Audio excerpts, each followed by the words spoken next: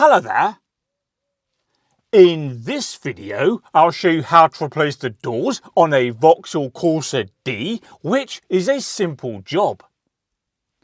As for which tools we need, this will do, but if we can find a spanner, that's marginally better. Welcome to CarSpyTV.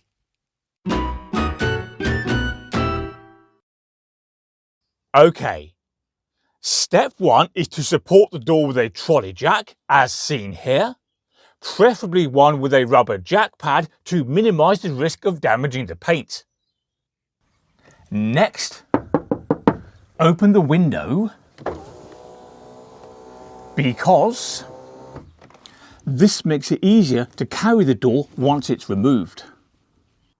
We now need to peer into this gap where we see the top hinge for the door, the power cable, the door check, and all the way down there, the bottom hinge.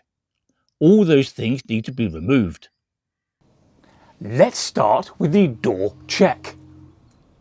The door check is held in place by that bolt there, and as it looks a bit crusty, we'll give it a squirt of penetrant to encourage it to come out. To remove the bolt, we'll use a Torx bit, specifically a T30. T30 is a little small, but it's the best fit I've got, and it's either that or the pickaxe. Here it comes.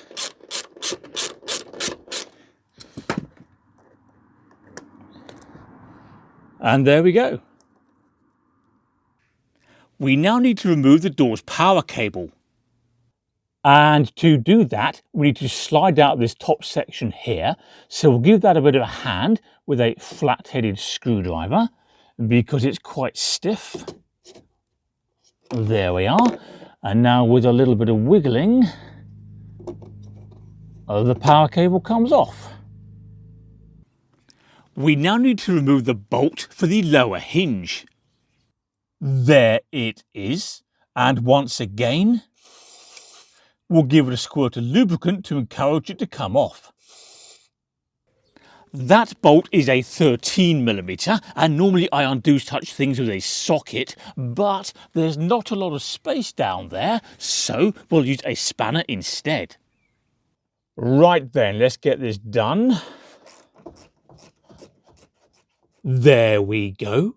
And now the only thing holding the door to the car is the bolt through the top hinge, which is that thing there. So that needs to come out next. And then we can just lift the door away from the car. Nearly there now. It's just finger tight.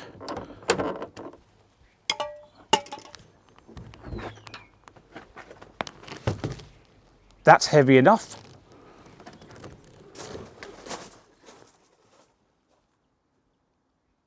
Welcome then to the Vauxhall Corsa Rally Edition, a new high-performance model. So we've taken the door off to save weight and improve acceleration. The front passenger seat is missing for the same reason, but don't worry if you get tired and want to sit down, the seat is only over there. As for fitting a new door, simply balance it on the jack, then replace all the bolts and the power cable. And that brings us to where we are now. But look, there's a problem. The door won't shut. It's far too low here, so it needs to be adjusted. We're therefore going to slightly loosen the bolts on both the top and bottom hinges. Now, we don't need to make these bolts crazy loose, just loose enough so the door can move around a bit and be adjusted. That should be fine. So now the bolts are loose, we can lift the door up into what is hopefully a better position and then do up the nuts again. And then we'll try closing the door again and see if it fits any better. This should be it. Perfect. Oh dear, we can't close the window. because the battery just died on the car. It was all right yesterday, but now I'll just put it on charge and it's reading about 8 volts. It should be about 12 and a half. Oops. There's the offending battery, and here's our charger, which is currently reading 13.4 volts, although we are getting some wildly sporadic readings on there, so we'll see. Oh well, let's take sanctuary in the Mondeo. This Mondeo has a fully charged battery, so we're good. It's also much bigger than the Corsa, so there's more space for the pickaxe. Look at that, it fits perfectly in the boot.